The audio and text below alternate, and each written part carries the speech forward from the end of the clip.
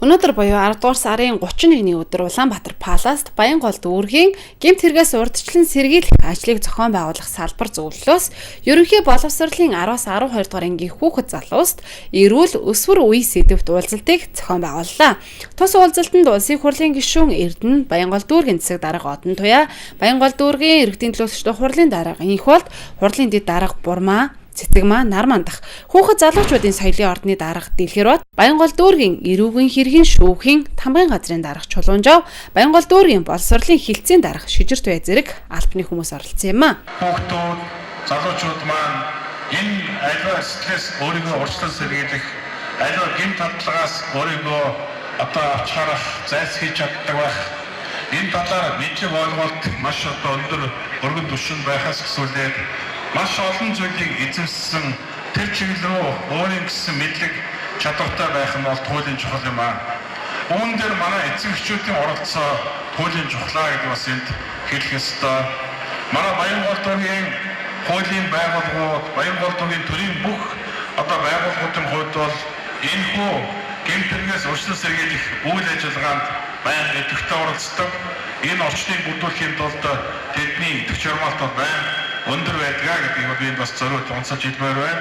Уулзалтын үеэр хар тамхи, мансууруулах бодис, сэтгцэд нөлөөлөх эм бэлтгэл, түүний хор нөлөө, цахим орчин дах гэмт хэрэгээс урьдчилан сэргийлэх тухай сэдвээр мэдээлэл өгсөн юм а. Баянгол дүүргийн төрийн өмчийн сургуулиуд нийгмийн ажилтнууд эрсдэл бүлгийн, зорилт бүлгийн хүүхдүүдтэй ажиллах төлөвлөгөө гаргаад судалгаа аваад тэгээд төлөвлөгөөтэй ажилладаг. За энэ хүрээнд бас энэ хар тамхи болон мансууруулах бодисын эсрэг үйл ажиллагаа сурталчилдаг. Мөн хичээл сургалтын хөтөлбөрөөр энэ хар тамхи, мансууруулах бодисын эсрэг үйл ажиллагаа ер нь бол явагдаж байгаа. Амьдрах ухааны хичээлээс гадруулах үйл ажиллагааны чиглэлээр ангийн багш нар хүүхдүүд бас хичээл зааж байгаа. Энэ сургалтаар маш бидэнд аюу хэрэгтэй гэж бодож байна. Тэгээд ер нь бол энэ чиглэлээр нь сургууль дээр ингээд биологи хичээлээр л үздэг. Ингээд багш нар маань ингээд баг зэрэг гэсэндээ төдийлчлэн тийм их мэдлэг байдаггүй.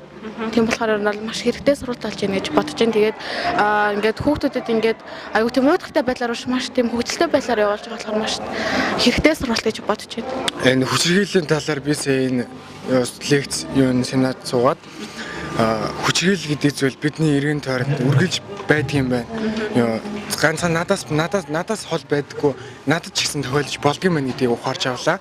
Энэ хүү сургалт нь миний амьдралд ирээдүйд хөв хүн болж төлөвлөсөн ч гэсэн энэ хөв хүн болж төлөвшөд төшиг толгуур болох байхаа гэж би бодож байна. Баянгол дүүрэгт үйл ажиллагаагаа явуулж байгаа 22 төрийн болон төрийн бус өмчит сургуулийн 3200 гаруй ахлах ангийн сурагчид багш нар эцэгхийн төлөөлөл оролцсон юм а.